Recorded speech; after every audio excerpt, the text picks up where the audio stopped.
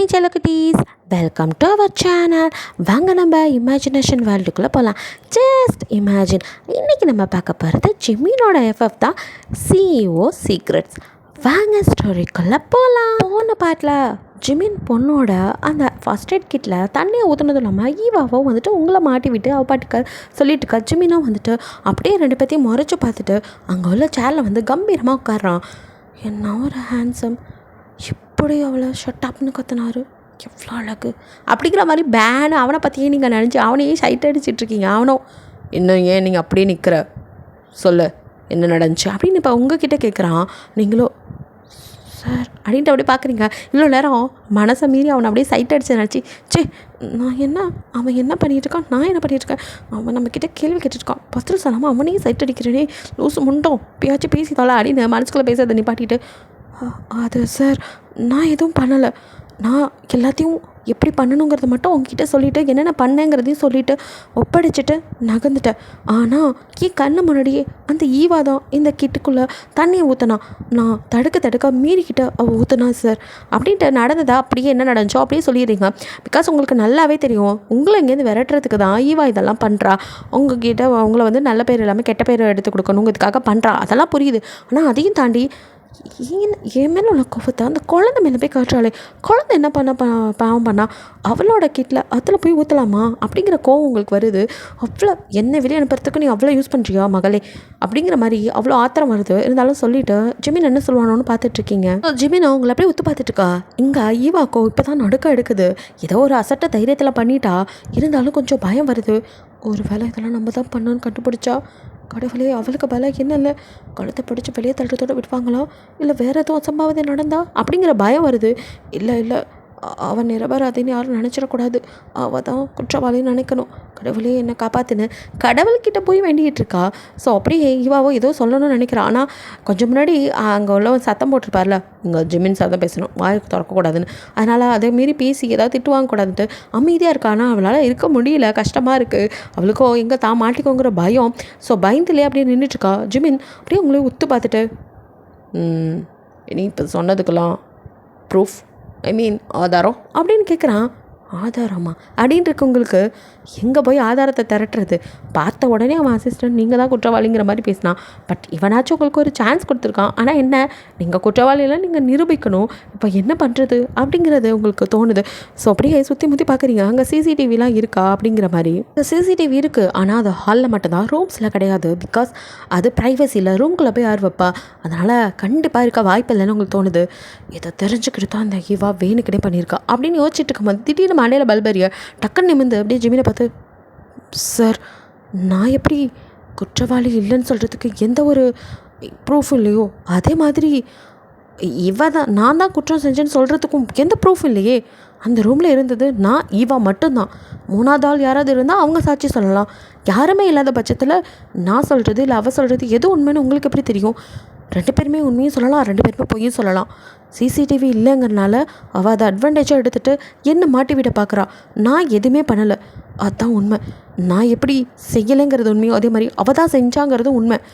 அங்கே ஆதாரத்துக்கு வேறு வழி இல்லை அப்படிங்கிற மாதிரி நீங்கள் சொல்கிறீங்க. ஸோ நீ இதை செய்யலைங்கிற? ஆமாம் அப்படிங்கிறீங்க. அப்போது ஓகே, பட் நான் ஒரு கொஷின் கேட்கலாமா அப்படிங்கிறான். என்னடா கேட்க போகிற அப்படிங்கிற மாதிரி நீங்கள் பார்க்க, இல்லை இந்த மாதிரி ஏதாவது ஒரு வார்க்கில் இருக்கும்போது அதை நீங்கள் இன்னொருத்தர்கிட்ட ஒப்படைக்கும் போது அதுக்கு முன்னாடியோ இல்லை பின்னாடியோ ஒரு தப்பு நடந்தால் அதுக்கு பொறுப்பேற்றுக்கிறது யார் அப்படின்னு கேட்குறான். ஆக்சுவலாக அவன் சொல்கிறதும் கரெக்ட் தான். நம்ம ஒரு விஷயத்தை இன்னொருத்தட்ட ஒப்படைக்கும் போது கரெக்டாக எல்லாத்தையும் கொடுத்துருக்கோமா அப்படிங்கிறத பார்க்க வேண்டியது நம்ம பொறுப்பு. அந்த இடத்துல எந்த தப்பு நடந்தாலும் அது நம்ம மேலே தானே சாடும். ஸோ மார்னிங்லேருந்து பார்த்துக்கிட்டு இருந்ததோ நீங்கள் தான். அப்போ உங்ககிட்ட தானே வந்துட்டு அந்த பொறுப்பு இருந்திருக்கு. அப்போ நீங்கள் தானே இந்த நடந்ததுக்கும் வந்துட்டு காரணகர்த்தா. நீங்கள் வந்துட்டு எனக்கு தெரியாதுன்னு சொல்லிட்டு அப்படி ஸ்கிப் பண்ணிட்டு போக முடியாதுல்ல அப்படிங்கிற விஷயத்தை அவன் சொல்கிறான். அதில் இருக்க உள்ளுணர்வு உங்களுக்கு புரியுது, கரெக்டு தான். ஆனால் நான் செய்யாத தப்பு எப்படா ஏற்றுக்குவேன்? அதே சமயம் எனக்கு இதுக்கு சம்மந்தம் இல்லைன்னு என்னால் விலகவும் முடியாது அப்படின்னு இருக்கவங்களுக்கு ஒரு மாதிரி. இன்னும் அப்படியே எழுந்துடுன்னு உங்களே பார்க்குறான். அந்த பார்வை பயங்கரமாக இருக்குது. ஸோ அப்படியே பார்த்துட்டு, இவன் என்ன மயக்க பார்க்குறாளா அப்படிங்கிற மாதிரி இருக்குது. பிகாஸ் அவன் அவங்கக்கிட்ட ஸ்லிப் ஆகுது, அவனுக்கே நல்லா தெரியுது இதுக்கு மேலே இங்கே தான் சரிப்பட்டு வராது அப்படின்ட்டு. ஸோ உங்ககிட்ட எந்த ப்ரூஃபும் இல்லை, அப்போது இதை நீங்கள் தான் ஏற்றுக்கிட்டாகணும். ஸோ யூ ஆர் ஃபயர் அப்படின்னு சொல்லிட்டு இதுக்கு மேலே நீங்கள் இருக்காத கிளம்புமா அப்படிங்கிற மாதிரி அவனும் சொன்னது முடிஞ்சு அப்படின்னு அங்கேயே அப்படி திரும்பி நடக்க ஆரம்பிக்கா. உங்களால் அதை ஏற்றுக்க முடியல. செய்யாத தப்புக்கு நான் எப்படி தண்டனை அனுபவிக்க முடியும், இது என்ன தீர்ப்பாக இருக்கும் அப்படின்ட்டு அவங்க மூளைக்கு வரைக்க டக்குன்னு நீங்கள் நோ ஜிமின் அப்படிங்கிறீங்க, என்னால் இங்கேருந்து போக முடியாது அப்படின்னு நீங்கள் சொன்னதுக்கப்புறம் தான் என்ன சொன்னீங்கிற மாதிரி அப்படியே சுற்றி முற்றி பார்க்குறீங்க. பிகாஸ் நீங்கள் ஜிமினை சார்னு கூப்பிட்டு இருந்துப்பீங்க. இப்போ டக்குன்னு ஜிமின் அப்படின்னு சொல்லிட்டு அவன் எவ்வளோ பெரிய ஆள் அப்படி கூப்பிட்டா அவனோட கீழே வேலை பார்க்குறவங்களே இப்போ ஆடு பார்த்துட்டு இருக்காங்க. அவங்களுக்கோ இந்த பொண்ணுக்கு எவ்வளோ தான் தைரியம், சாரையே பேர் சொல்லி கூப்பிடுது, கொஞ்சம் பொறுமையாக இருந்திருக்கலாம் அப்படின்னு ஒரு சிலர் ஆமாம் கோபத்தை கட்டுப்படுத்திட்டு இருந்திருக்கலாம். இப்படி பேசினதுக்கப்புறம் இங்கே இருக்க முடியுமா, ஆல்ரெடி வேலையை விட்டு தான் தூக்கிட்டாங்களே, இதுக்கப்புறம் இங்கே இருக்கிறது அப்படிங்கிற மாதிரி இப்போ இவர் என்ன பண்ண போகிறாரு அப்படிங்கிற மாதிரி எல்லாம் பார்த்துட்ருக்காங்க. அவங்களுக்கோ அப்படியே சுற்றி முற்றி பார்க்க இப்போ தான் நீங்கள் பேசினதோட வீரியமே புரியுது. போச்சுடா அப்படின்னு இருக்குது. ஸோ உங்களுக்கோ நான் எந்த தப்பும் பண்ணலை, நான் சரியாக தான் பண்ணேன், இப்போ என்ன பேர் கூப்பிட்றதுக்கு தானே, அதில் என்ன தப்பு, அவள் தான் என்னை வேலையை விட்டு தூக்கிட்டார், இன்னும் என்ன சாரு மோர் அப்படிங்கிற மாதிரி ஒரு தைரியத்தை வச்சுட்டு என்ன பண்ணிடுவான் அப்படிங்கிற மாதிரி நீங்கள் நின்றுட்டுருக்க.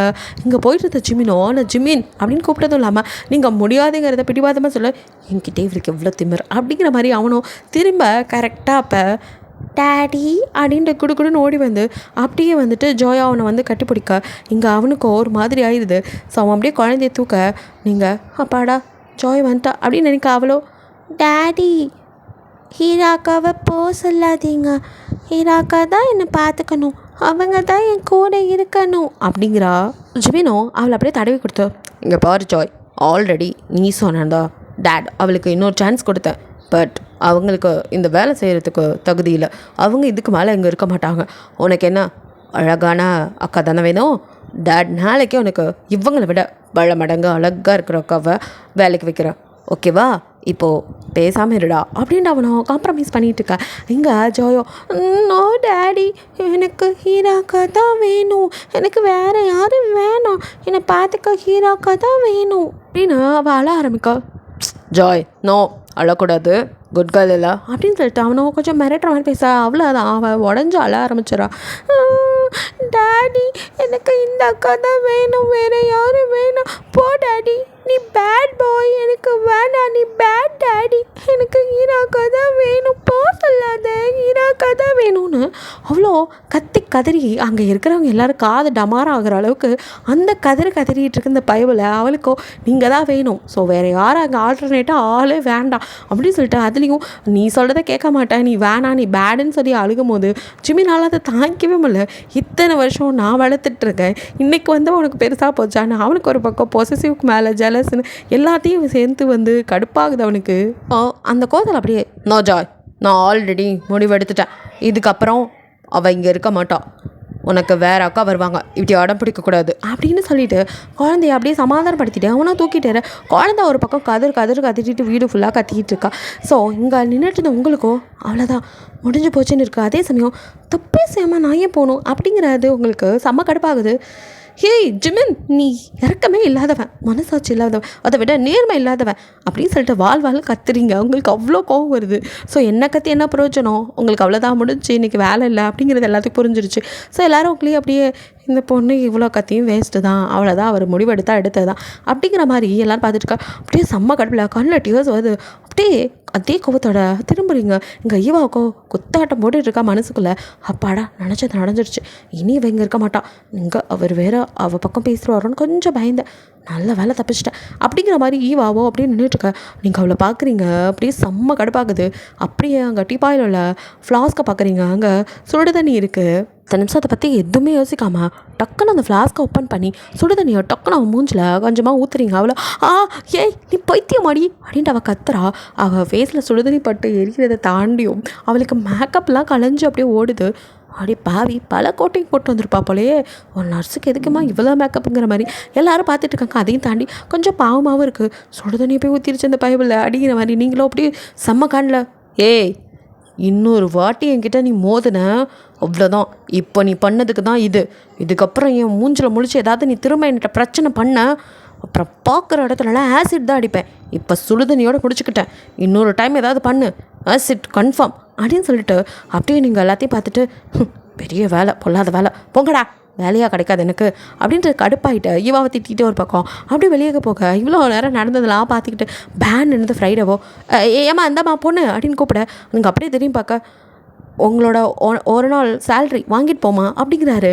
நீங்களோ சேல்ரி எனக்கு ஒன்றும் தேவையில்ல, அதை கொண்டு போய் உங்கள் பாஸ்கிட்டே கொடுங்க என்னோட கிஃப்டாக, அதை வச்சுக்கிட்டு போய் உங்கள் பாஸை மூளையை செக் பண்ண சொல்லுங்கள். மூளை இல்லாத முட்டா பையன், அவனுக்கு மூளையில் பிரச்சனைன்னு நினைக்கிறேன், அதுக்கப்புறம் யாரையும் வேலைக்கு எடுக்க சொல்லுங்கள் சரியான லூசு பையன் அப்படிங்கிற மாதிரி திட்டிகிட்டு இருக்கீங்க. அப்படியே ஃப்ரைடேவோ பேனு யாருமா நீ அடிக்கிற மாதிரி பார்த்துருக்கா. அதுக்கப்புறம் நீங்கள் கடுப்பாகி வெளியில் போயிருங்க. ஸோ வேலை பார்க்குறேன் கூட அடேங்கப்பா ரொம்ப தைரியசாலி தான், நம்மளே பயப்படுவோம் சார்கிட்ட இத்தனை வருஷமாக வேலைக்கு இருக்கிறவங்க குரலை உயர்த்தி கூட பேச மாட்டோம். இந்த பொண்ணு பாரு என்னெல்லாம் பேசுது, அடேங்கப்பா பாஸையே கொண்டு போய் டாக்டர்கிட்ட கட்ட சொல்லுது, அவரை லூசுன்னு சொல்ல வருதா அப்படிங்கிற மாதிரி ஆளுக்கு பேசிகிட்டு இருக்கா. என் ஃப்ரைடேவோ இந்த பொண்ணு சொன்னதை போய் நான் சார்கிட்ட சொல்ல முடியுமா, என்ன யாருமா நீ இவ்வளோ தைரியமான பொண்ணாக இருக்கியே அப்படிங்கிற மாதிரி அவனும் போகிறவங்களே இருந்தாலும் பாஸ் இந்த பொண்ணை மிஸ் பண்ணிட்டாரு அப்படிங்கிற மாதிரி நினச்சிக்கிட்டு நின்றுட்டுருக்கா. இங்கே வெளியில் வரீங்க வந்து அப்படியே திரும்பி பார்க்குறீங்க. பெரிய வில்லா முடிஞ்சிக்கலாம், வீடு தான் பெருசாக இருக்குது, மூளை துண்டு கூட இல்லை. அங்கே அப்பையில நீலாம் ஒரு லூசுடா, உன்கிட்டலாம் வேலைக்கு வந்த பாரு என்ன சொல்லணும், நீ பொறுத்திருந்து பாரு, உன் சொத்து சொகம் எல்லாத்தையும் இழந்து நிற்க போகிற, நீ திமுறெல்லாம் அப்போ தான் அடங்கும். சே ஆளும் மண்டி கொஞ்சம் கூட மூளையில் தான் முட்டா பையன் திட்டிட்டு அதுக்கு மேலே அங்கே நிற்கவே இல்லை. வீடு நடந்து அப்படியே வந்துட்டு நீங்கள் ஏதாவது கேப் இல்லை ஆட்டோ வருதா பிடிச்சி வீட்டுக்கு போகலாம் அப்படிங்கிற மாதிரி நிற்கிறீங்க. அப்போ தான் உங்களுக்கு ஜாயோட நினைப்பு வருது, என்ன இருந்தாலும் அந்த குட்டி ரொம்ப பாவம், சே அவளுக்காக இருக்கணும்னு தான் நானும் நினச்சேன், எனக்காக எவ்வளோ அழுதா, அவளுக்கு என்ன அவ்வளோ பிடிச்சிருக்கு, ஆனால் இந்த முட்டை பைய தான் எதையுமே காதில் வாங்க மாட்டேங்கிறானே, என்ன பண்ணுறது, என் மேலே உள்ள கோவத்தை குழந்தையால விட்டுட்ருக்கான். குழந்தை எனக்காக இவ்வளோ அழறா, அந்த இவா குழந்தைய நல்லா பார்த்துக்குவாளா, அவள் வேலையை ஒழுங்காக செய்வாளா, ஐயோ மனசு பரிதவிக்குதே, எனக்கு அந்த குழந்தைய நினச்சதான் கவலையாக இருக்குது அப்படிங்கிற மாதிரி யோசனையில் இருக்கா. அப்போ தான் அவங்களுக்கு ஆமாம் ஒன்றை நினச்ச முதல் கவலைப்படு, அப்புறம் ஊராரை பற்றி கவலைப்படலாம், உன்னையே தான் அங்கே கேவலப்படுத்தி அசிங்கப்படுத்தி வெளியே அனுப்பிச்சி விட்ருக்காங்க, நீ என்னடானா உன் நிலைமையே இங்கே கவலைக்கிடமாக இருக்குது, இதில் இன்னொருத்தரை நினச்சி கவலைப்படுற அப்படின்னு உங்கள் மூளையே உங்களை வாரி விடுது. அது வேணால் உண்மைதான், ஆனால் என்ன தான் ஜிமின் மூளை இல்லாதவனாக இருந்தாலும் அவன் பொண்ணு மேலே அவனுக்கு பாசம் அதிகம்தான், அதனால் ஏதாவது பொண்ணை பண்ணணும்னு நினச்சா இவாவுக்கு சங்கு கன்ஃபார்ம், அதனால் நம்ம பயப்பட தேவையில்ல, அவ்வளோ பெரிய பணக்காரன் அவன் பொண்ணை பார்த்துக்காம விட்டுருவானா, நம்ம விஷயத்தில் தான் ஓவர் திமுறாக இருக்கான், குழந்தைய நல்லா பார்த்துக்குவான், ஏதாவது ஈவா பண்ணணும்னு நினச்சா அவளுக்கு தான் அது பேக் ஃபயர் ஆகும், அந்த பிரச்சனையை விடுவோம், இப்போ நம்ம பிரச்சனைக்கு வருவோம். கடவுளே இப்போ நான் வேலை போயிடுச்சுங்கிறத மியா கிட்ட சொல்லணுமே, ஏற்கனவே மியா நம்ம மேலே கொஞ்சம் காண்டில் இருக்கா, இப்போ இதை சொன்னேன் அவ்வளோதான், அவள் என்னை புரிஞ்சுக்குவாளா, இங்கே நடந்ததில் ஏன் தப்ப எதுவும் இல்லைன்னு எப்படி அவளுக்கு புரிய வைக்கிறது, ஐயோ எது எப்படியோ இன்றைக்கி மியா கிட்ட நான் நல்லா வாங்கி கட்டிக்க போகிறேன், என்னை அவள் உதைக்க போகிறான் அது உறுதி, நம்ம சொல்கிறத புரிஞ்சுக்கிறது ஒரு பக்கம் இருக்கட்டும், பாவம் அவளை என்ன பண்ணுவா, ரொம்ப வருஷமாக எனக்காக அவள் தான் எல்லாம் பண்ணிகிட்ருக்கா, எனக்கும் ஒரு வேலை கிடச்சி தொலைய மாட்டேங்குது, கடவுளே எங்கள் 2 பேரோட நிலைமை இவ்வளோ கவலைக்கிடமாக இருக்கே, அவகிட்ட நான் நிறைய கடன் வாங்கிட்டேன், அதெல்லாம் திருப்பி கொடுக்கணும் 2 மடங்கா, ஆனால் இன்னைக்கே வேலை இல்லை, ஏங்க கடவுளே என்னை சோதிக்கிற, அது எப்படியோ இன்னும் கொஞ்சம் நாளில் சீக்கிரமாக மறுபடியும் ஏதாவது ஒரு நல்ல வேலையை தேடிக்கணும், நல்ல வேலைக்கு போனால் தான் பணம் கிடைக்கும், அப்போ தான் மியாவோட கடன் அடைக்க முடியும், பாவம் அவளும் எனக்காக நிறையா பண்ணிட்டா, முதல்ல இங்கேருந்து போவோம் அப்புறமா வேலை தரத்தை பற்றி யோசிப்போம் அப்படின்ட்டு ஒரு வழியாக ஒரு ஆட்டோ பிடிச்சி நீங்கள் அவங்க வீட்டுக்கு போயிடுறீங்க. ஸோ இங்கே அப்படியே ஜோயோ ஜிமின் மடியில் இருக்க, ஜிமினோ அவளை தடவி கொடுத்துட்ருக்கான், குழந்தையோ அவன் மடியில் நல்லா தூங்கிட்டு இருக்கா, பிகாஸ் அவள் அழுது அப்படியே தூங்கியிருப்பா டயர்டில், ஸோ அழுது அவள் கண்ணத்தில் அப்படியே டியர்ஸ் வந்திருக்கா, இதெல்லாம் அப்படியே தொடச்சி விட்டுட்டு அப்படியே பார்க்குறான், குழந்தைய பார்க்கும் போதே பாவமாக இருக்குது, 2 வருஷமாக ஏன் கூட இருக்க ஜாயினி, ஆனால் இந்த 2 வருஷத்தில் இந்த மாதிரி நீ ஒரு நாள் கூட அடம் பிடிச்சி அழுதது கிடையாது, நான் எது சொன்னாலும் அப்படியே கேட்பேன், இப்போ என்ன ஆச்சு, ஒரு நாள் பார்த்து அந்த பொண்ணுக்காக இப்படி நீ என்கிட்டயே அழுது ஆர்ப்பாட்டம் பண்ணிகிட்ருக்க அப்படின்ட்டு அவனுக்கோ தான் குழந்த இன்னொருத்தையை நினச்சி அழுறது நினைக்கும் போதே கடுப்பாகுது, அதையும் தாண்டி உங்கள் மேலே தான் அதுக்கும் காண்டாகி கோவப்படுறான், மாயக்காரி குழந்தைய கூட மயக்க வச்சுருக்கா அப்படிங்கிற மாதிரி ஸோ அப்போ அவனுக்கு அலையா விருந்தாடியா உங்களோட நினப்பும் வந்து ஒட்டிக்குது. அதான் ஈவினிங் நின்று மேலேருந்து பார்த்துட்டு இருந்திருப்பானே, அப்போ நீங்கள் பாப்பாவுக்கு வந்துட்டு கையில் கட்டு மாற்றிட்டு இருந்திருப்பீங்க. அதை தான் அப்படியே பார்த்துட்டு இருந்திருப்பான். அப்போ அப்படியே லைட்டாக அவங்க காதில் ஆடுற கம்மல், அவங்க முடி, அப்படியே நீங்கள் அதை ஒதுக்கி விட்டு குழந்தைகிட்ட சிரித்து பேசிட்டு கட்டு மாற்றுது, அதெல்லாம் அப்படியே இப்போ மனக்கண்ணில் வருது. ஸோ என்ன ஒரு அழகவ அப்படின்னு தன்னை மீறி உங்களை பற்றி அவன் நினைக்கிறான். அப்போ அப்படியே உங்களை பற்றி நினைக்கும் போது அவனுக்கே தோணுது, கண்டிப்பாக நீங்கள் அந்த வேலையை பண்ணியிருக்க மாட்டீங்கன்னு. ஆனாலுமே எங்கே அழகில் அவன் விழுந்துருவோங்கிற பயம் அவனுக்கு. அதையும் தாண்டி குழந்தையும் உங்ககிட்ட ஒட்டிக்கிறா, அதை அவனால் ஏற்றுக்க முடியல. ஸோ அதுக்காகவே நீங்கள் இங்கே இருக்கக்கூடாது அப்படின்ட்டு அனுப்பியிருப்பான். ஸோ அதெல்லாம் அவன் நினச்சிட்டு இருக்கும்போது எங்கள் பேபியோ தூக்கத்தில் எனக்கு தான் வேணும், நீ வேணாம், பேட் டாடி, நான் கூட பேச மாட்டேன், இராக்கா வர சொல்லு, இராக்கா தான் வேணும் அப்படின்ட்டு அவளோ தூக்கத்தில் கூட அவங்க பேரையும் சொல்லி புழம்பி அழறா. எனக்கு இராக்கா வேணும் அப்படின்னு அவனோட டிஷர்ட்டை நல்லா இறுக்கி பிடிச்சிட்டு குழந்தையோ, நீ வேணாம் டாடி, மோசம் டாடி, பேட் டாடி, நான் கூட பேச மாட்டேன், இராக்கா வேணும், கூட்டிகிட்டு வா அப்படின்னு அதே திருப்பி சொல்லிட்டு இருக்கா. அவள் தூக்கத்தில் தான் புலம்புறா. தூக்கத்துலேயே அப்படியே கண்ணில் டியர்ஸ் வருது. அதெல்லாம் பார்க்கும்போது ஜிமினுக்கு ரொம்ப வலிக்குது. 2 வருஷமாக இவ தான் உயிர், இவ தான் எல்லாம்னு நினச்சி நான் வாழ்ந்துட்டுருக்கேன். ஆனால் எவ்வளோ ஒருத்திக்காக இப்படி அழறா, என்ன பேட் டாடின்னு சொல்கிறா, என்கிட்ட சேர மாட்டேன், பேச மாட்டேன்னு சொல்கிறாளே, எனக்கு வலிக்குது, இந்த குழந்தைக்கு எப்படி நான் புரிய வைப்பேன் அப்படிங்கிற மாதிரி இருக்குது அவனோட மனவேதனை. பாப்பா எக்ஸ்கியூஸ் மீ சார் அப்படின்னு ஒரு சவுண்ட் கேட்குது. அப்படியே ஜிமின் நிமிந்து பார்க்க அங்கே வந்தது ஃப்ரைடே தான். பாஸ், நான் வேணா ஆயா வர சொல்லி பாப்பா தூக்கிட்டு போய் அவங்க ரூமில் படிக்க வைக்க சொல்லட்டுமா பாஸ், குழந்தை தூங்கிட்டாங்கன்னு நினைக்கிறேன் அப்படிங்க. இல்லை வேணாம், பாப்பா என் கூட இருக்கட்டும், நான் பார்த்துக்கிறேன் அப்படிங்கிறான். பிகாஸ் ஜிமினுக்கோ குழந்தை அழுதுகிட்டே தூங்கிட்டுருக்கா. திடீர்னு அவளை கொண்டு போய் தனியாக படுக்க வச்சு அவளை முழிச்சு பார்க்கும்போது தானும் பக்கத்தில் இல்லைன்னா இன்னும் தான் மேலே வந்துட்டு வெறுப்பு அதிகமாகிடும் அப்படிங்கிற பயம் வருது.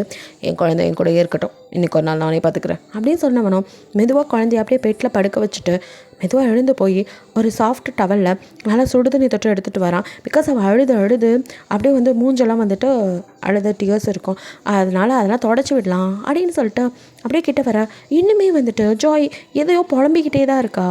ஸோ மெதுவாக ஜிமின் கிட்ட வந்து அப்படியே பார்க்குறான். அப்படியே அவன் ஃபேஸை ஒத்து பார்க்க அவனுக்கு உங்கள் ஃபேஸ் தான் ஞாபகம் வருது. ஏதோ 2 பேத்துக்குள்ளே ஒரு ஒற்றுமை இருக்கிற மாதிரியே அவனுக்கு ஃபீல் ஆகுது. அவனை ஒத்து பார்த்துட்டு இப்போ எதுக்கு நான் அவளை பற்றி நினைக்கிறேன் அப்படின்ட்டு, அதனால ரொம்ப பிடிவாதம் தான் ஜாய் உனக்கு அப்படின்ட்டு அந்த டவல் எடுத்து பாப்பாவோட ஃபேஸை அப்படியே வந்துட்டு வைப் பண்ணுறான். அப்படியே வைப் பண்ணிட்டு இருக்கும்போது அவள் இன்னும் உணங்கிக்கிட்டே இருக்கா. அது மட்டும் இல்லை, அவனுக்கு ஏதோ வித்தியாசமாக தோண டக்குன்னு டவலை நவுத்திட்டு இப்போ வெறும் கையால் அவள் ஃபேஸ் அப்படியே தொட்டு பார்க்குறான். ஏதோ ரொம்ப ஹீட் ஆக மாதிரி ஃபீல் ஆகுது. உடனே டெம்பரேச்சர் செக் பண்ணுறான். அவளுக்கு ஃபீவர் பயங்கரமாக இருக்குது, 105 டிகிரி தாண்டி அவளுக்கு ஃபீவர் இருக்குது. அவனால் ஐயோ குழந்தைக்கெல்லாம் இவ்வளோ இது ஃபீவராக இருக்குது அப்படின்ட்டு உடனே வந்துட்டு ஃபேமிலி டாக்டருக்கு கால் பண்ணுறான். அந்த நைட்லேயும் டாக்டர் வந்துடுறாரு. ஸோ வந்தவரோ பாப்பாவை செக் பண்ணிவிட்டு அவள் ரொம்ப நேரம் அழுதுருக்கா, ரொம்ப பிடிவாதக்காரி. ரொம்ப நேரம் அழுது மட்டும் இல்லாமல் அவள் கையில் கூட ஏதோ அந்த கட்டுப்பாடு இடத்துல இன்ஃபெக்ஷன் ஆகிருக்கு, அதை நான் கழட்டிட்டு மறுபடியும் சரி பண்ணி விடுறேன். குழந்தை இப்படியே பிடிவாதம் பிடிச்சிக்கிட்டு இருந்தால் சரியாகாது, அவளை மருந்து எடுத்துக்க மாட்டேங்கிறா, ஸோ அவளுக்கு என்ன வேணுங்கிறத கேட்டு பண்ணுங்க அப்படிங்கிற மாதிரி ஜிமின் கிட்ட அவர் சொல்லிக்கிட்டே அவர் ட்ரீட்மெண்ட்டும் பண்ணிகிட்டு இருக்காரு.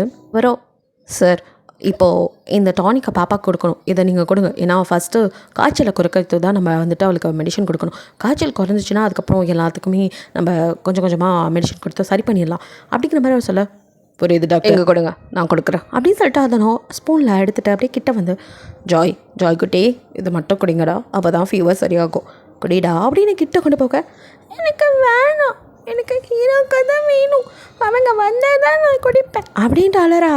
அழ ஆரம்பிச்சதும் இங்கே ஜிமினுக்கு ஒரு மாதிரி ஆயிடுது. இங்கே பாரு ஜாய், ஃபஸ்ட்டு நீ மருந்து சாப்பிடு, இப்போது ஃபீவர் சரியாகணும்ல, ஸோ நீ ஃபஸ்ட்டு இதை சாப்பிடு, அப்புறம் அப்போ அவங்கள வர சொல்கிறேன் அப்படிங்கிற மாதிரி சமாதானப்படுத்தி மருந்து கொடுக்க ட்ரை பண்ணுறான். பட் ஜோயோ, நோ டாடி, எனக்கு ஹீரோக்கா வேணும், அவங்க வந்தால் மட்டும்தான் நான் சாப்பிடுவேன் அப்படின்ட்டு அவ்வளோ மருந்து வேணவே வேணாம், எனக்கு ஹீரோக்கா தான் வேணும்னு ஒப்பேரியை வைத்து திரும்பவும் ஸ்டார்ட் பண்ணிட்டா. அவள் அழுது மறுபடியும் அவளுக்கு ஏதோ ஆயிருமானோ ஜிமினுக்கு பயம் வருது. என்ன இப்படி காய்ச்சல் அடிக்குது, இந்த நிலமையில கூட ஹீரோன்னு அவள் பேரே சொல்லிட்டு இருக்காளே, இப்படி என்னத்தை தான் வசியம் பண்ணான்னு தெரியல என் பிள்ளைய அப்படின்ட்டு இது வரைக்கும் ஜிமின் கோவமா அப்படியே வந்துட்டு எப்போவுமே வந்துட்டு உருன்னு மூஞ்சி வச்சிட்ருக்க ஜிமின்குள்ளே இப்போ தான் கலவரமான ஒரு முகபாவனையே வருது. ஸோ இன்னும் வந்துட்டு அப்படியே ஜாய் உனக்கு எதோ ஆயிரும்டா, ப்ளீஸ் ஃபஸ்ட்டு நீ மருந்து குடி, அப்பா கண்டிப்பாக அவங்கள கூட்டிகிட்டு வரேன் அப்படிங்கிற மாதிரி எவ்வளவோ சமாதானப்படுத்த நான் அந்த குட்டி ராட்சசியோ கொஞ்சம் கூட இறங்கி வர மாத்தல. இப்போ டாடி எனக்கு ஈராக்கா வேணும், வர வரைக்கும் நான் இது சாப்பிட மாட்டேன் அப்படின்ட்டு அவ்வளோ பெட்ஷீட்குள்ளே பூந்துக்கிறா. ஸோ டாக்டரோ அப்படியே ஜிமினை பார்க்க, ஜிமினுக்கோ இங்கே இவளை அப்படிங்கிற மாதிரி இருக்கு. அவனுக்கு என்ன பண்ணுறது தெரில. எத்தனையோ கம்பெனிஸை சமாளிக்க முடிஞ்ச என்னால் இந்த குட்டி ராட்சசியை சமாளிக்க முடியலையே அப்படின்னு நின்றுட்டுருக்க. சார் அப்படின்ட்டு டாக்டரோ அது பாப்பாவுக்கு கட்டை பிரித்தோம், இன்னும் போடவே இல்லை, அதுக்குள்ளே இப்படி முடிக்கிட்டா அது வேறு ஏதாவது ஆயிரப்போகுது சார் அப்படின்ட்டு அவரோ சொல்ல, இங்கே ஜிமினுக்கு செம்ம கடுப்பாக்குது. எனக்கு மட்டும் என்ன ஆசையா, நானும் அவளை மருந்து குடிக்காத, மருந்து போட்டுக்காதன்னு சொன்னேன். நான் சொல்கிறதையே அவள் கேட்க மாட்டேங்கிறா. அவனுக்கும் ஆதங்கம் அவ்வளோ இருக்குது. எல்லாரை விட அவனுக்கு தானே வருத்தம் அதிகமாக இருக்கும். அவள் ஏன் பொண்ணுடா, எனக்கு இல்லாத கரையா உங்களுக்கு அப்படிங்கிற மாதிரி இருக்குது. இந்த 2 வருஷத்தில் எப்படிலாம் அவள் இருந்திருப்பா அப்படின்னு அவனுக்கு தெரியாதா? எல்லாருக்கிட்டையும் ரொம்ப ஸ்வீட்டாக இருக்கிற பொண்ணு தான் ஜாய். இன்றைக்கி இப்படி பிடிவாதம் பண்ணிகிட்ருக்கா. மற்ற டைத்தில் கூட இந்த மாதிரி டேப்லெட் சாப்பிட ஏதாவது அடப்பிடிச்சா கூட ஜிமின் வந்ததும் ஜிமினை பார்த்ததும் அவன் கொடுத்தா எதுவாக இருந்தாலும் டேடி வந்துட்டார் அப்படின்ட்டு அவன் மேலே உள்ள சந்தோஷம், அவனை மேலே உள்ள பாசத்தில் சந்தோஷமாக எது கொடுத்தாலும் வந்து சாப்பிட்டுக்கிட்டு அவன் சொல்கிறது எல்லாத்தையும் கேட்குற ஒபே பண்ணுற அவ்வளோ ஒரு க்யூட்டான குட்டி டெடி பேர் தான் அவள். பட் இன்றைக்கி அவளே செம்ம காணில் இருக்கா, ஹீரோவை அனுப்பிச்சது கோவம். ஸோ அதனால் அவளால் எதையுமே அக்செப்ட் பண்ணிக்க முடியல. ஸோ ஜிமின் சொல்கிறத அவள் சுத்தமாக கேட்க மாட்டேங்கிறா. அது ஜிமினுக்கும் புரியுது. ஜிமினுக்கு தான் என்ன பண்ணுறது, எப்படி சமாதானப்படுத்துறது ஒன்றும் புரியாமல் அவனை மண்டை குழம்பி போய் நிற்கா. இதுதான் சாக்கு, இதை டைமை யூஸ் பண்ணிக்கணும் அப்படின்ட்டு ஈவாவோ சார் அப்படின்ட்டு மெதுவா அப்படியே கூப்பிட்டு நான் வேணா பாப்பாவுக்கு மருந்து கொடுக்க ட்ரை பண்ணி பார்க்கட்டுமா அப்படிங்கிறா. காஸ் எவ்வளோ கஷ்டப்பட்டு உங்களை அந்த வீட்டை விட்டு விரட்டியிருக்கா, திருப்பியும் ஈஸியாக கூப்பிட்டா அவளால் தாங்கிக்க முடியுமா என்ன? திரும்ப வந்தீங்கன்னா கண்டிப்பாக அவங்க மேலே உள்ள பாசத்தில் உங்களுக்கு தான் வந்துட்டு வேலை கிடைக்கும் அப்படிங்கிறது அவளுக்கு புரியுது. அதனால் கண்டிப்பாக நீங்கள் இங்கே வரவே கூடாதுங்கிறதுல உறுதியாக இருக்கா. அதனால் இப்போ அடம் பிடிக்கிற குழந்தைய சமாதானப்படுத்தி எப்படியாவது தான் வந்து அந்த குழந்தைய சாப்பிட வச்சுட்டா. அதுக்கப்புறம் உங்களை கூப்பிடணுங்கிற ஐடியா உங்களுக்கு வராதில்ல. ஸோ அதனால் நீங்கள் இந்த பக்கம் வரவே மாட்டீங்க. அது மட்டும் இல்லாமல் ஜெமினை எப்படியாவது தன்னோட உயிரான குழந்தைய வந்துட்டு மருந்து சாப்பிட வச்சுட்டா அப்படிங்கிற தான் மேலே வந்துட்டு ஒரு இன்ட்ரெஸ்ட் வரும். அப்படியே அவனையும் இந்த பக்கம் விளைச்சி போட்டுக்கலான்னு எப்படியோ பைபிளை அந்த கொஞ்சம் கிடைச்ச எப்பல அப்படியே வந்துட்டு கணக்கு போட்டு அதனால தான் வந்துட்டு ஜிமின்ட்ட சொல்லிகிட்டு இருக்கு. அதுக்கு ஜாய் மேலே பெருசாக ஒன்றும் அக்கறை எல்லாம் கிடையாது. ஜிமினோட பணத்து மேலே இருக்கிற ஆசை தான். அவளுக்கோ எதிர்காலம், அது என்ன சொல்கிறது, ஒளிமயமான எதிர்காலம் அவள் கண்ணு முன்னாடி தெரியுது. எப்படியெல்லாம் வாழணும்னு அப்படியே கனவு உலகத்தில் நின்றுட்டுருக்க. நீயா அப்படின்னு ஒரு சவுண்டு. இப்போ தான் கனவு கொட்டையில் தக்குத்து அப்படியே நிமிந்து பார்க்குறா. பிகாஸ் இவ்வளோ நேரம் ஜிமினும் வந்துட்டு குழந்தையோட போராடிட்டு இருந்திருப்பான். ஸோ திடீர்னு அவன் நான் கொடுக்கணுமான்னு கேட்டதும் அவனும் திரும்பி பார்த்துருப்பான். இவன் எப்போ வந்தாங்கிற மாதிரி ஒரு லுக் விட்டுட்டு நீயா கொடுக்க போகிற அப்படிங்கிற மாதிரி அடுத்த கேள்வி ஜிமின் கேட்கும் தான் இவளுக்கு சுயம் வருது. ஸோ இவ்வளோ நேரம் கனவு உலகத்தில் இருந்ததை நினச்சிட்டு அது ஆமாம் சார், நான் தான். எனக்கு இதில் முன் அனுபவம் நிறையா இருக்குது. நான் ஒரு நர்ஸ், நான் நிறைய இடத்துல ஒர்க் பண்ணியிருக்கேன். அங்கேயும் குழந்தைங்க இப்படி தான், குழந்தைங்கனாலே மருந்து குடிக்கலாம், இப்படி தான் அடம் பண்ணுவாங்க. அந்த மாதிரி டயத்தில் அவங்கள எப்படி ஹேண்டில் பண்ணணும்னு எனக்கு நல்லாவே தெரியும் சார். நான் நிறைய அந்த மாதிரி பார்த்துருக்கேன். முன் அனுபவம் இருக்குது சார். கண்டிப்பாக பாப்பாவை நான் சமாதானப்படுத்தி மருந்து குடிக்க வச்சுருவேன், நம்புங்க சார் அப்படிங்கிற மாதிரி அவ்வளோ பேசிகிட்டு இருக்க. பட் ஜிமினோ எந்த பதிலும் போய் கொடுன்னு சொல்லலை, வேணான்னு சொல்ல, எதுவுமே சொல்லாமல் அவன் அப்படியே தான் நின்றுட்டுருக்க. இந்த பக்கம் டாக்டரோ பரவாயில்ல நர்ஸுங்கிறாங்க, அவங்களுக்கு அப்போ அனுபவம் இருக்கும், அவங்க வேணால் ட்ரை பண்ணி பார்க்கட்டுமே அப்படிங்கிற மாதிரி அவரும் சொல்ல. இங்கே ஜிமின் பதிலே சொல்ல இவர் வாயை திறக்க மாட்டேங்கிறாரு. சரி மௌனம் சம்மதம்னு எடுத்துக்க வேண்டியதான். ஒரு அமைதியாக இருக்கிறத பார்த்தாலே தெரியுது. ஒரு வேளை நம்மளால் மட்டும் இது முடிஞ்சு அவ்வளோதான், நமக்கு தான் சக்ஸஸ் அப்படிங்கிற மாதிரிலாம் நினச்சிக்கிட்டு உடனே கொடுன்னு அப்படியே குழந்தை பக்கத்தில் வந்து குழந்தைய வந்து பெட்ஷீட்டை நல்லா ஃபேஸை கவர் பண்ணிட்டு படுத்திருக்கா. பாப்புக்குட்டி இங்கே பாருங்கள், நீங்கள் ஆன்ட்டி கொடுக்குற மருந்தெல்லாம் குடிச்சிப்பீங்களா?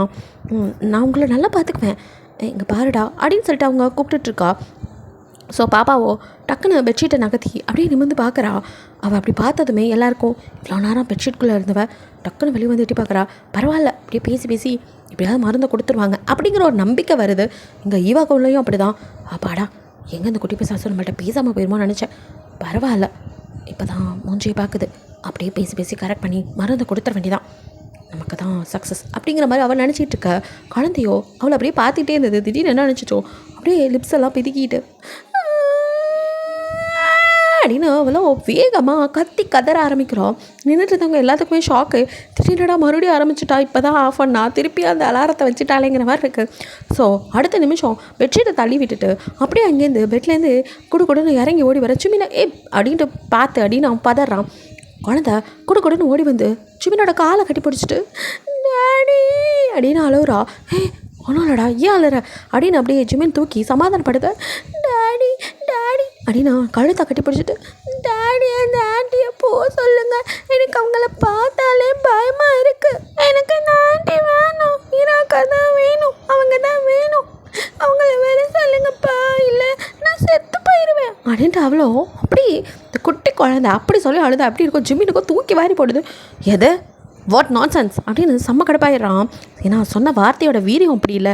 குழந்தை போய் செத்து போயிடும் சொன்னால் எப்படி இருக்கும் அவனுக்கு? அவனோட உலகமே அவள் தான். அவன் இந்த வார்த்தையை சொன்னான். யோ ஜெயகுட்டி என்னடா இப்பெல்லாம் பேசுகிறீங்க? அப்பா இருக்கும்போது அப்பெல்லாம் சொல்லக்கூடாது. அப்பா இருக்கல்ல உங்களுக்கு எதுவும் ஆக விட மாட்டேன். இல்லை டாடி நீ மட்டும் இப்போ அக்காவை இங்கே வர வைக்கலாம் நான் இப்படி அழுது செத்துருவேன் அப்படிங்கிறா. அவனும் நோடா இப்பெல்லாம் பேசக்கூடாது சொல்கிறேன்ல உனக்கு என்ன அந்த அக்கா வரணும் இவ்வளோதானே? ஓகே டேட் எல்லாத்தையும் ரெடி பண்ணுறேன் நீ அழாதடா குட்டிமா என்னால் தாங்கிக்க முடியாது அப்படின்னு சொல்லிட்டு குழந்தையோட டியோஸை தொடச்சி விடுறான். தொடக்க அழுதுகிட்டே இருக்கா. அவனோட நிலைமை இருக்க மோசமாயிட்டு போகுது. அவனுக்கு நல்லாவே புரியுது இதுக்கு மேலே குழந்தைய இப்படி வச்சுருந்தா சரிப்பட்டு வராது அப்படின்ட்டு.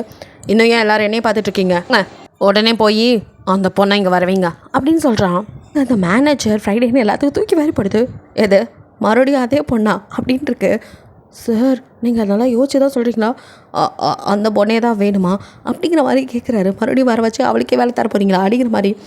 வேறு என்ன பண்ணுறது என் நிலைமை எவ்வளோ மோசமாக இருக்குன்னு தெரியுதுல்ல வேறு வழி இல்லை அவள் வந்து தான் ஆகணும் அப்படிங்கிறான்.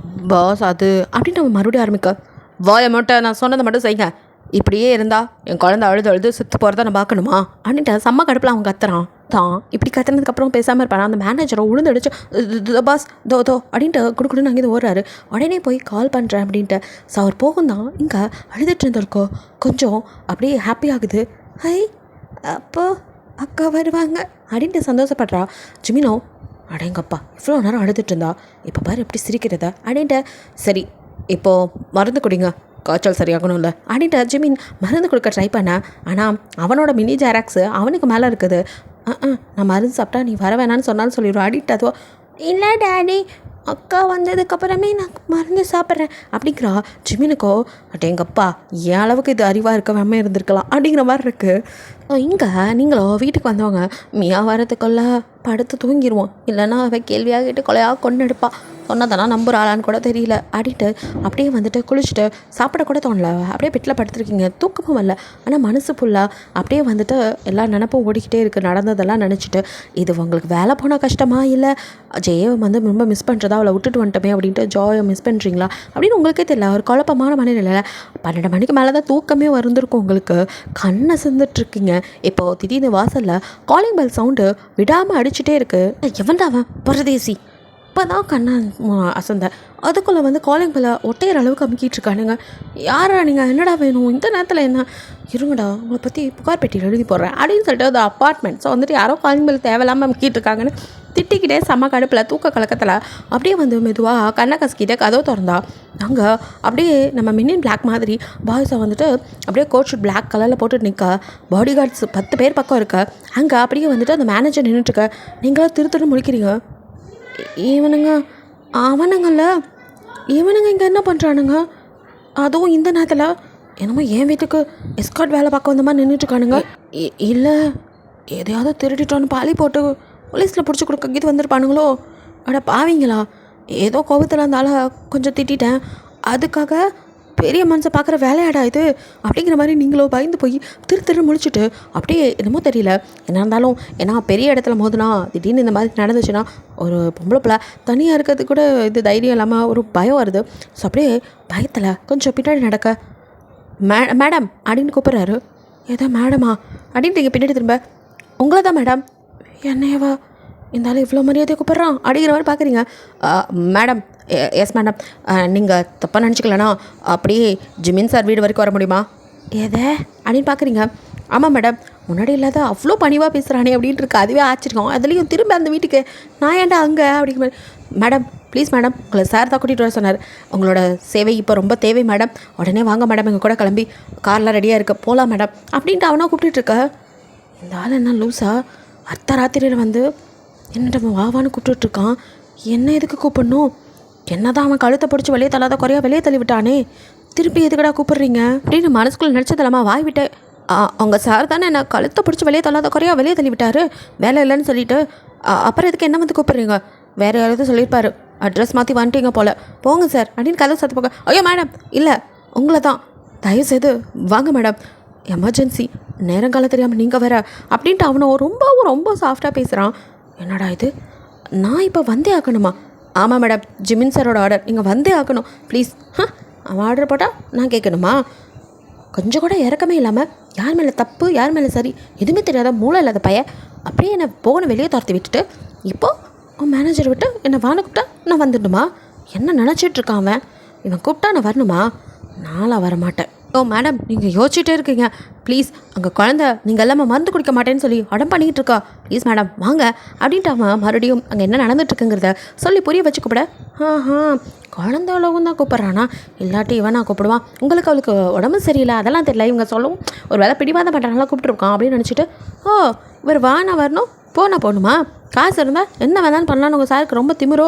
உங்கள் சாருக்கு தான் என்னை பிடிக்காதே, எனக்கு தான் நர்ஸாக இருக்க கூட தகுதி இல்லைன்னு சொல்லி வேலையை விட்டு தூக்கி அனுப்பிச்சி விட்டாரு.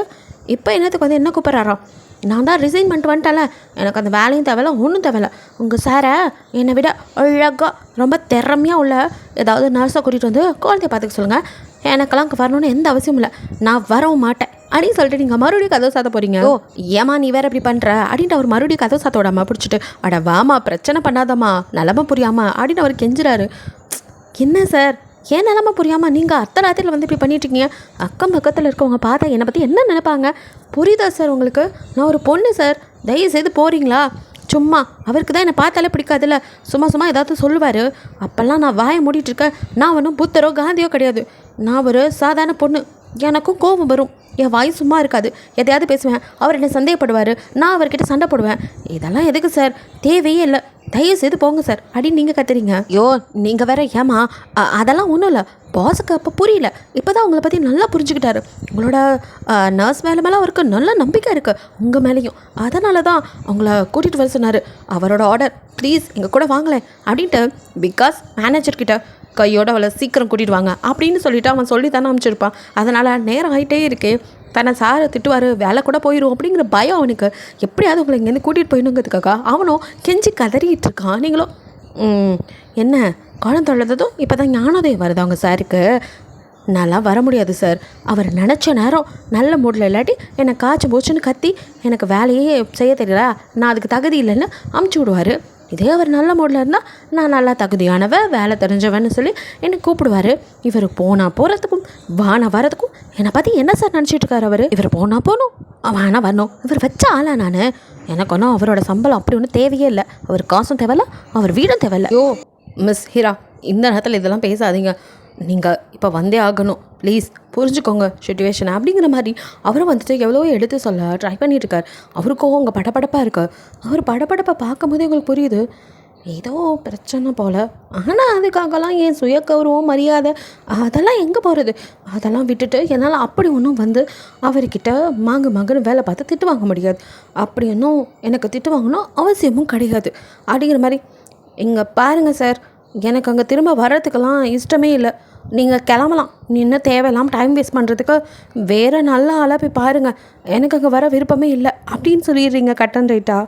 அவருக்கோ ஐயோ இவங்க வேறு நிலமை புரியாமல் அப்படின்ட்டு யோசிச்சுட்டு திடீர்னு மேடம் உங்களுக்கு என்ன வேணும் அதை சொல்லுங்கள், எதுவாக இருந்தாலும் நான் நிறைவேற்றி வைக்கிறேன், உங்களோட கோரிக்கை நிபந்தனை எப்படி வேணாலும் வச்சுக்கோங்க, உங்களுக்கு என்ன தேவைன்னு சொல்லுங்கள், எதுவாக இருந்தாலும் நான் பண்ண ரெடியாக இருக்கேன், சார்கிட்ட பேசி கண்டிப்பாக பண்ண சொல்கிறேன், ப்ளீஸ் இப்போ மட்டும் வாங்கலேன் அப்படின்னு அவரை மறுபடியும் இறங்கி கெஞ்ச, என்ன இருந்தாலும் போக மாட்டான் போலையே, ஏன்டா உயிர் எடுக்கிறீங்க, அத்தை ராத்திரியில் வந்து உயிர் எடுக்கிறான் அப்படின்னு நினச்சிட்டு எதை சொன்னால் ஓடுவான். சரி அப்படி வரீங்களா நீங்கள், இப்போ நான் எது சொன்னாலும் செய்ய ரெடியாக இருக்கீங்களா? அப்போ ஓகே. என்ன அந்த ஜிம்மின் விழாலேருந்து விரட்டி விட்டது உங்கள் சார் தானே, அந்த சார் என்னை விரட்டி விட்ட மாதிரி அவரே வந்து என்னை கூப்பிடட்டும், அப்போ நான் அங்கே வரேன். அப்பாடான் இருக்கு, இவ்வளோ நேரம் தூக்கம் இல்லாமல் ஏதோ அங்கேயும் துரத்து விட்ட ஃபீலில் இருந்துருப்பீங்க, அது எப்படி செல்ஃப் ரெஸ்பெக்ட்னு எனக்கு இல்லை, என்னை எப்படி நாய் மாதிரி ட்ரீட் பண்ணலாம் அப்படிங்கிற கோவத்தில் தான் இருந்திருப்பீங்க. இப்போ இவனுங்களே வழியாக்க வந்து கேட்டதும் இதுதான் சான்ஸ், அவன் ஒத்துக்கிட்டு வந்து கேட்கட்டும், இல்லாட்டி இவ்வளோ தூரம் கெஞ்சியும் நான் வேலைக்கு போகலங்கிற கெத்தோடு இருந்துட்டு போகிறேன், என் கெத்து எப்பவும் குறையாது அப்படின்ட்டு போங்கடா அப்படிங்கிற மாதிரி வந்தா வா வல்லடி போ, எது வந்தாலும் வந்தா மலை போனால் ஹேர் அப்படின்ட்டு ஜாலியாக நீங்கள் பாட்டுக்கு நின்றுட்டுருக்க. இங்கே அந்த ஆளுக்கோ தூக்கி வாரிப்படுது. எதை மேடம் இப்போ நீங்கள் என்ன சொன்னீங்க அப்படின்ட்டு திருப்பி நான் காதில் விழுந்தது சரிதானாங்கிற மாதிரி அந்த ஆள் கேட்குறாரு. ஷோ காது கேட்காதா அப்படின்ட்டு நீங்கள் பார்க்க, மேடம் நீங்கள் புரிஞ்சு தான் பேசுகிறீங்களா? பாஸ் அவரே வந்து பர்சனலாக உங்களை கூப்பிடணுமா? இதெல்லாம் நடக்கிற காரியமா? எமர்ஜென்சி புரியாமல் ஏன் மேடம் இப்படி பண்ணிகிட்ருக்கீங்க? ப்ளீஸ் மேடம் வாங்க, அவர் உங்களை வந்து கூப்பிட்றதெல்லாம் நடக்கவே நடக்காத விஷயம். ப்ளீஸ் சுச்சுவேஷனை புரிஞ்சுட்டு கொஞ்சம் கோஆப்ரேட் பண்ணுங்களேன், நீங்கள் வாங்கலை அப்படிங்கிற மாதிரிக்க. நீ என்ன லூஸா அப்படிங்கிற மாதிரி அந்த ஆளை பார்க்குறீங்க. இவனுக்கு புரியுதா இல்லையா? இப்போ இவனுங்க கூப்பிட்டானுங்கன்னு நான் போனால் நாளைக்கு திரும்பவும் அந்த ஆள் என்னை பிடிக்கலன்னு வரட்டி விடுவான். திருப்பி இந்த மாதிரி ஆளுங்களை விட்டு கூப்பிட்டுடுவான். என்னை பார்த்தா அந்த ஆளுக்கு எப்படி தெரியுதா? அதெல்லாம் முடியாது. இந்த டைம் உறுதியாக இருடி, இவனுங்க என்ன கூப்பிட்டான்னு போகக்கூடாதுன்னுட்டு. ஹலோ, உங்களுக்கு தான் என்னோட தேவை, எனக்கு தேவையில்லை. அதனால் உங்கள் பாஸ் வந்து கூப்பிட்டா வரேன், இல்லைனா கிளம்புங்க. சும்மா தூங்கிடாமல் இரிட்டேட் பண்ணிவிட்டு அங்கே போய் தூங்குங்க அப்படின்னு சொல்லிட்டு டமாரு கதவை சாத்திட்டு நீங்கள் இப்போ தான் உங்களுக்கு திருப்தியாக நிம்மதியாக இருக்குது.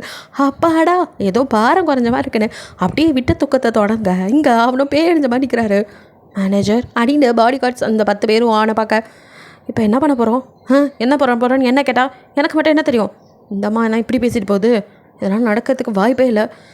இங்கே நின்று டைம் வேஸ்ட் பண்ணாமல் வாங்க, வேறு வழி இல்லை, திருப்பி வில்லாக்கே போவோம் அப்படின்ட்டு இப்போ மொத்தம் கூட்டமும் அப்படியே கிளம்பி இங்கே வர. ஜிமினோ வந்துட்டு உங்களை கூட்டிகிட்டு வருவானுங்கன்னு நம்பிக்கையோடு அப்படியே பார்த்துட்ருக்க. பட் போனவனுங்க மட்டும் திரும்பி வரானுங்க. இங்கே ஜிமினோ குழந்தைய அப்படியே வச்சுட்டு அங்கேயும் இங்கேயும் நடந்துட்டு இருந்திருப்பான். ரொம்ப நேரம் சமாதானப்படுத்தி அவன் சமாதானம் ஆகலை, வந்தாதான் அப்படிங்கிற மாதிரி சொல்லியிருப்பான். ஸோ வருவீங்கன்னு ஆவலோட அப்படியே ஜிமினோ வந்துட்டு எதிர்பார்க்க, இவனுக்கு மட்டும் வரும். அப்படியே மேனேஜர் பின்னாடி எங்கே மிஸ் ஹீரா அப்படின்னு சொல்லிட்டு அவனோ அப்படி பதட்டத்தோட கேட்க, அது பாஸ் அவங்க வரமாட்டேன்னு சொல்லிட்டாங்க. ஏமா அவளுக்கு என்ன பிரச்சனையா அப்படின்ட்டு ஜிமின் இருக்கிற நிலமை புரியாமல் அப்படின்னு கத்துறான். இங்கே அவனும் அது பாஸ் அவங்க நீங்கள் வந்து பர்சனலாக கூப்பிட்டா தான் வருவேன்னு சொல்லிட்டாங்க பாஸ், இல்லைனா நாங்களாம் கூப்பிட்டா வரமாட்டேன்னு சொல்லிட்டாங்க பாஸ் அப்படின்னு திக்கி திணறி ஒரு வழியாக தைரியத்தை வர வச்சு அவனும் சொல்ல, இங்கே ஜிமினுக்கோ செம்ம காண்டாகுது. ஸோ அதே டைம் அவன் வாயை தக்கிறதுக்கு முன்னாடி இங்கே இதெல்லாம் படுத்து அப்படியே மேலே ஷோல்டரில் தானே சாஞ்சி படுத்துட்டு இருந்தப்பா ஜோய், அவள் காதில் எல்லாத்தையும் விழுகும். அவ்வளோதான், அவளோ அப்படியே திரும்பவும் நிப்பாட்டி வச்சு இந்த வாட்டர் ஃபால்ஸ் ஓப்பன் ஆக அழுக ஆரம்பிக்கிறான். கடைசி சான்ஸ் அவளுக்கு கொடுத்த வரல அப்படின்னு எதுவும் சொல்ல வரா, அதுக்குள்ள இங்கே அவ்வளோதான் ஜாயோ அப்படியே அழுதுட்டு அவ்வளோதான், இனி ஹீராக்கா இங்கே வரமாட்டாங்க, எப்போவுமே வரமாட்டாங்க, என்ன பார்க்க வரமாட்டாங்க அப்படின்னு அழுதுட்டே குடுன்னு ஓடி போய் அவன் மறுபடியும் அதே பெட்டில் அப்படியே பெட்ஷீட்டை எடுத்து பொத்திட்டு படுக்க. இங்கே ஜிம்மினுக்கும் தலையில் அடிச்சுக்கலாம் போல இருக்கு. இந்த குட்டி சாத்தானும் பெரிய சாத்தானும் என்னை படுத்துறாளுங்க அப்படின்ட்டு அவனும் இப்போ அவனோட ட்ரெஸ்ஸை சரி பண்ணிவிட்டு அப்படியே களைஞ்சிருக்க தன்னோட தலையை கையாலேயே அப்படியே வந்துட்டு சரி பண்ணிவிட்டு, சரி போகலாம், காரை ரெடி பண்ணுங்க, நம்ம அந்த நர்ஸ் ஹீரா வீட்டுக்கு போயே ஆகணும் பாஸ் அப்படின்னு பார்க்க. வேறு என்ன பண்ணுறது, பார்த்தீங்களா தோ என் குட்டி தேவதை, என் பிரின்சஸ், எப்போ பார்த்தாலும் ஹாப்பியாக ஜாலியாக சுற்றிட்டு இருந்தவ இன்றைக்கி அழுதுகிட்டே இருக்கா. எல்லாத்துக்கும் காரணம் அவள் தான், அவளுக்காக அழுதுட்டுருக்கா. அழுது செத்துருவேன்னு ஏன் கிட்டே சொல்கிறா. மை காட், போவோம் அப்படிங்கிறான். அண்ணவாங்க நிற்கவே இல்லை, அவன் பாட்டுக்கா வேகமாக கீழே இறங்கி வரா. பின்னாடி அப்படியே ஃப்ரைடே மேனேஜர்லாம் பேன் நின்றுட்டு இருப்பாங்க. அவன் கீழே இறங்கிறத பார்த்துட்டு ஃப்ரைடே தான் யோ இன்னும் வாய்ப்பு வந்து நிற்கிறா வா அப்படின்னு சொல்லிட்டு கடைன்னு இப்போ ஃப்ரைடே முன்னாடி இறங்க மேனேஜர் பின்னாடி பதட்டத்தோடு ஓடி வர்றாரு. ஸோ இப்போ மொத்தமே அப்படியே கேங்காக மறுபடியும் கிளம்புறாங்க. ஸோ அப்படியே கிளம்பி அதே கும்பல் திரும்ப வந்து இப்போ என்ன எக்ஸ்ட்ரா ஜிமினோட வந்து அங்கே நிற்கிது. ஸோ அவனும் காலிங் மேலே அமுக்குங்க அப்படின்னு சொன்னதுமே காலிங் மேலே அமுத்திட்டு இருக்காங்க. ஸோ அவனும் அப்படியே கையை கட்டி நின்றுட்டுருக்கான். இங்கே உள்ள நீங்களோ அட யாரா நீங்களாம், இப்போ தானே ஒரு கும்பலை துரத்தி விட்டு வந்து படுத்தேன், மறுபடியும் முதல்ல இருந்தா தூங்க விட மாட்டானுங்க போலையே, இன்னைக்கு ஃபுல்லாக காலிங் மேலே அமுத்தி அதை காலி பண்ண விட மாட்டானுங்க போல. டே இரிட்டேட்டிங் இடியட்ஸ், ஏன்டா கொல்றீங்க?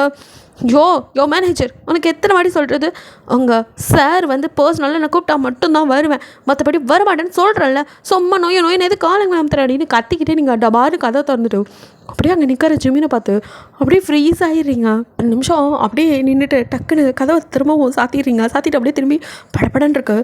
இல்லை இது கனவாக இருக்கும், ஒருவேளை நான் பகல் கனவு காண்றணும் அப்படின்னு ஜன்னலில் பார்த்துட்டு இல்லை இன்னும் விடியவே இல்லையே நைட்டு, இல்லை ஏதோ தூக்க கலக்கத்தில் வந்து கதை திறந்துட்டேன்.